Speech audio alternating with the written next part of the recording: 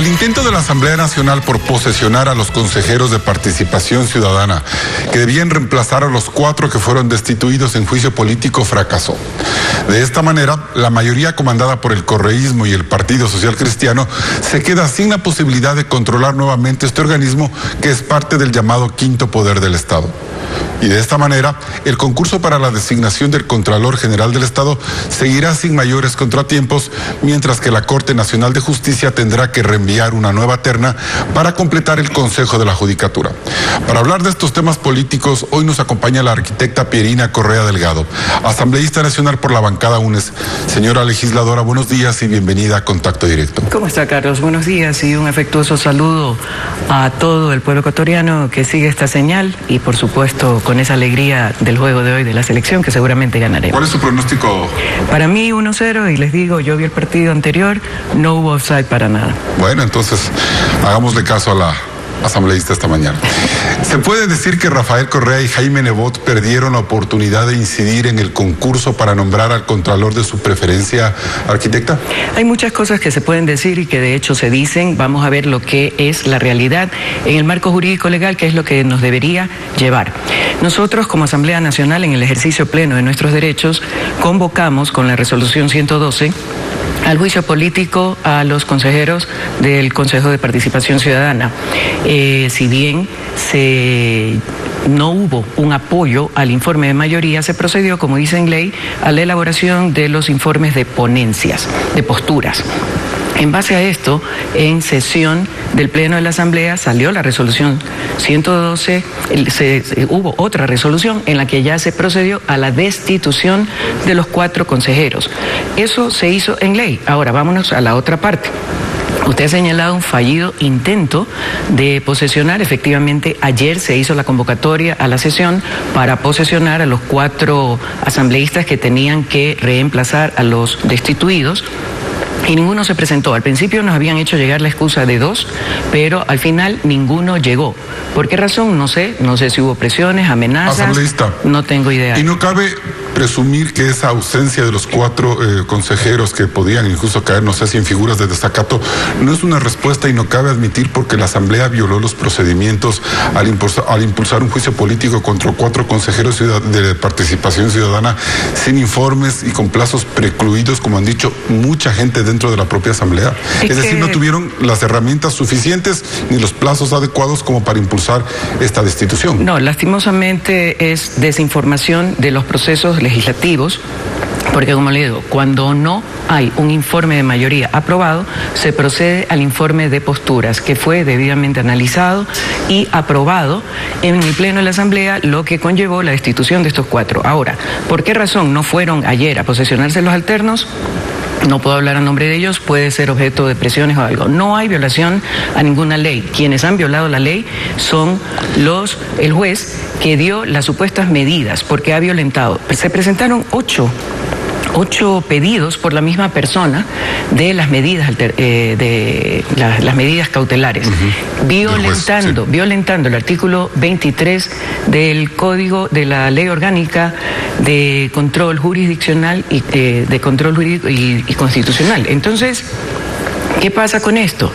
Por otro lado, ¿qué hace el juez? Se equivoca, no sé si por presiones, no sé si por el estrés. Por el apuro. Y emite, por el apuro, la presión, no sé, emite la medida en contra de la resolución 112 de la Asamblea Nacional, que fue el llamado a juicio político, es decir, pide una medida cautelar para algo que ya se realizó. Pero asambleísta, el hecho que está en peligro de ser destituido en base a al artículo 109 de la ley de la función. Brevemente, lo que dice Hernán Ulloa en el sentido de que incluso en el Pleno él pidió que se le leyera el informe sobre el cual se iba a sustentar su destitución y que hubo un silencio de 5 minutos y que el secretario de la Asamblea no tuvo una respuesta, ¿no es razón suficiente como para declarar que todo el proceso no tenía sentido? Brevemente, asambleísta. asambleísta? No, porque como le digo, no hay un informe de mayoría, pero hay informe de posturas que fue debidamente leído en su momento, perfecto, para sustentar la decisión. Ahora vamos hacia adelante. Para el correísmo queda cerrado ya el proceso de juicio político contra el Consejo de Participación Ciudadana, contra dentro de este juicio político, de este proceso, ¿o van a avanzar en uno nuevo? Es que no se trata de ir a uno nuevo, se trata de terminar este proceso de juicio político que está legalmente realizado por parte de la Asamblea Nacional. El juez que dictó la medida cautelar está incluso en riesgo de ser destituido en base al artículo 109 de la Ley de la Función Judicial porque ha incurrido en irregularidades en el momento de hacerlo. Entonces, se equivoca, claro, y en lugar de cuestionar la posesión o la decisión de destitución, se equivoca y cuestiona el llamado a juicio político cuando eso ya se había realizado. Arquitecta, entonces, ¿cuál sería el procedimiento? ¿Qué es lo que tendría que hacer la Asamblea para hacer valer su decisión? Nosotros volver a convocar, y la parte judicial se ha interpuesto ya una demanda solicitando la destitución de este juez en base al artículo que le acabo de decir y a las irregularidades cometidas por él, porque han hecho varios pedidos y eso está expresamente prohibido y es motivo de nulidad. O sea, desde el mismo inicio del proceso de solicitud de medida cautelar, ya queda nulitado porque han sido ocho pedidos hechos por la misma persona en contra de las mismas personas por el mismo hecho. La ley es clara en ese sentido, no está sujeta. ¿Y si los consejeros insisten en no ir, como ocurrió el jueves en la tarde?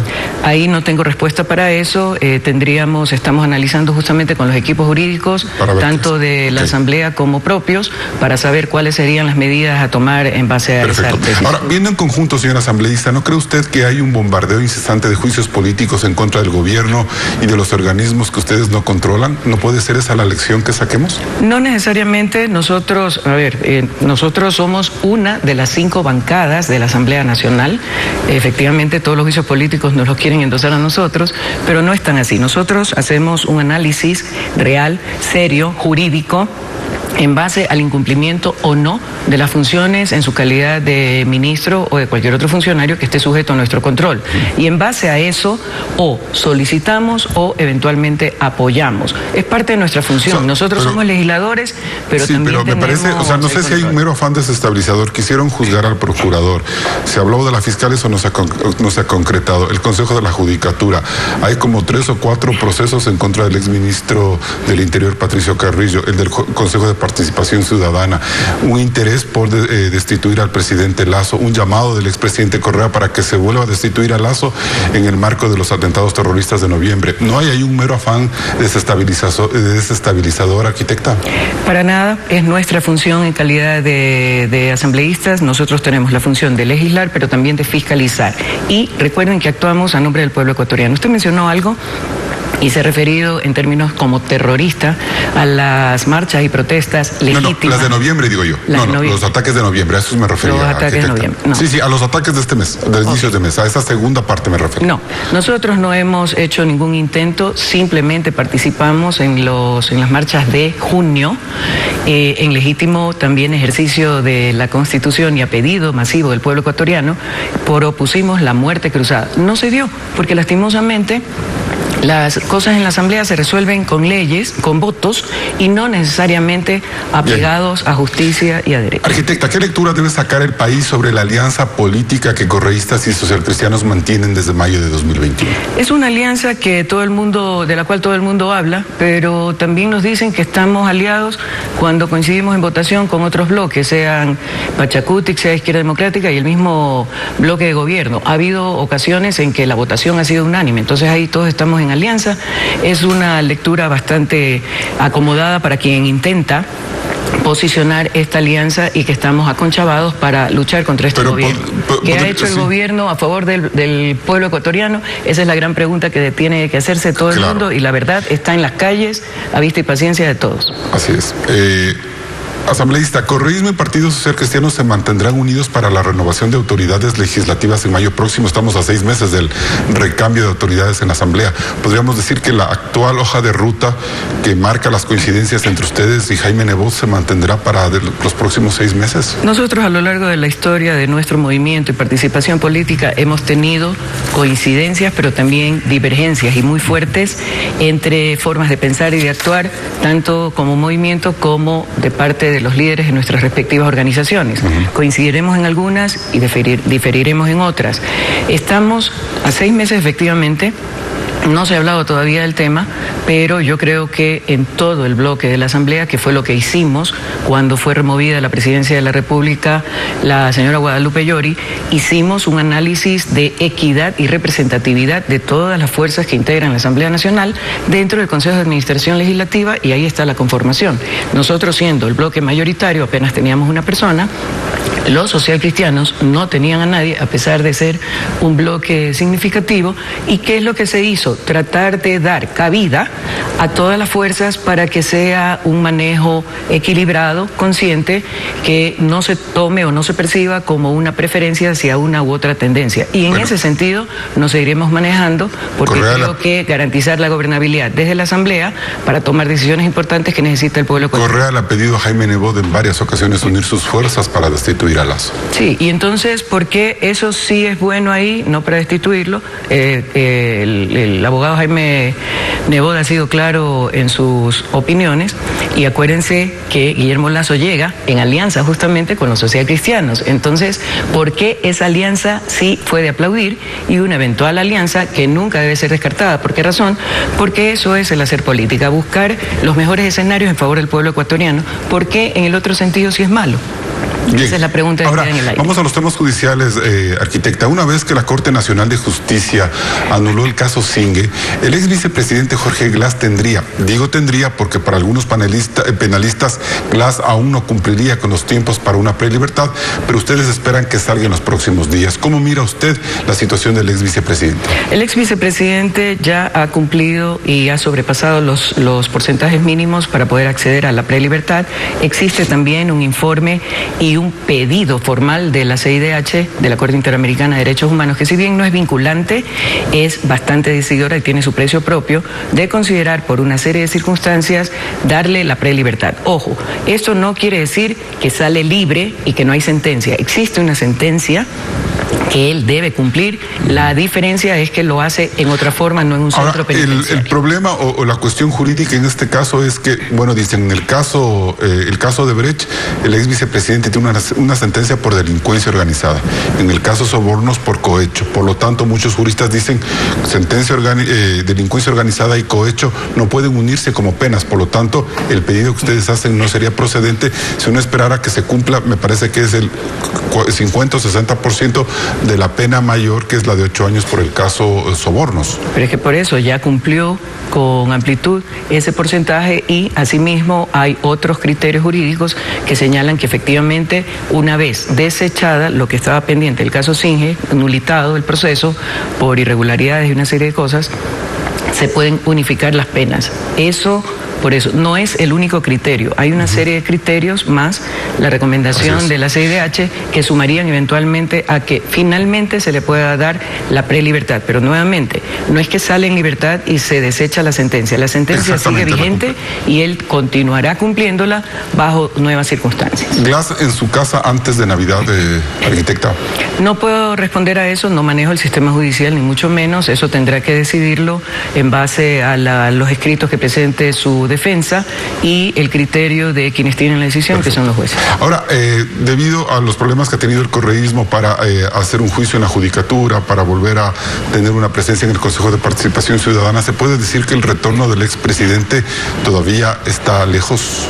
El retorno de Rafael depende de otros factores y no necesariamente de los cambios que usted menciona. Se ha demostrado hasta la saciedad localmente. El problema es que al estar todavía presentes quienes fueron parte de esa sentencia en un juicio que era el juicio del siglo, pero que duró exactamente 8 meses y coincidencialmente justo 2 días antes de que él pudiera registrar su candidatura a la vicepresidencia de la República, está siendo aquí todavía en Ecuador queda un recurso, que es el recurso de revisión, que no fenece, pero se están haciendo los diferentes pasos y trámites, presentando toda la documentación en instancias internacionales donde no hay el sesgo que hay aquí en el país para analizar el caso. Tiempo para que él vuelva, no lo sé. Estamos trabajando para que se revierta ese juicio, se demuestre su inocencia, con un fallo completamente ridículo y pueda volver cuando quiera. ¿Y ese proceso de revisión se tiene que hacer ante la Corte Constitucional y ante la Corte Nacional de Justicia? El recurso de revisión tiene que hacerse ante los mismos organismos que hicieron el fallo en la etapa de casación. La etapa de casación tiene dos partes también. Se me fue el nombre. Pero el segundo recurso en esa parte es el recurso de revisión. Ese está pendiente y no tiene fecha de caducidad. Por lo tanto, en estas condiciones actuales donde están los mismos actores que participaron en esa sentencia, no tiene ningún sentido, ni jurídico, ni legal, ni racional, presentarlo ante los mismos porque sería una ratificación. Por tanto, está en stand-by y se están siguiendo los procesos a nivel internacional. Y mientras tanto, el expresidente Correa y Jorge Glass están impedidos de por vida para ejercer el derecho de participación política según la Constitución. Sí, así lo dice la Constitución. Salvo que sus juicios, como usted dice, sean revisados. El objetivo sería terminar con este caso antes de las elecciones de 2025 para volver a tener al correísmo fuerte con su líder en campaña electoral y en la papeleta, arquitecta. Mire, no se trata de buscar la forma, como se lo quiere implicar, de al braveo, tenerlo presente en una papeleta. No se trata de eso, se trata de demostrar, primero, su inocencia, segundo, la forma dolosa en que ha actuado el sistema judicial para un fin concreto, impedirle la participación política a la que tenía legítimo derecho constitucional.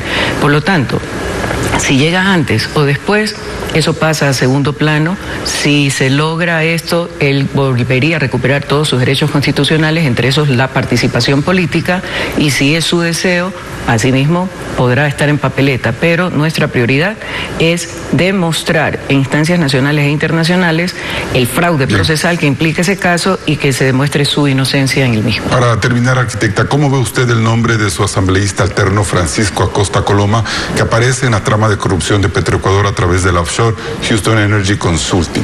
Mi postura siempre ha sido que yo me hago responsable por lo que yo hago y lo que yo digo, por tanto no puedo responder por terceras personas. En este caso, y con el apoyo de muchos sectores de la prensa, se ve una clara intencionalidad de, por el hecho de él ser asambleísta alterno mío, involucrarme a mí, afectar al bloque y por supuesto llegar finalmente a Rafael Correa. Pero UNES debería tomar alguna resolución, alguna medida para, no sé, sacarlo de una posible reemplazo a cualquier asambleísta mientras se avancen las investigaciones. Se está haciendo el trámite, lo está analizando el Buró Nacional, que es nuestro máximo organismo como organización política, para tomar las acciones que correspondan.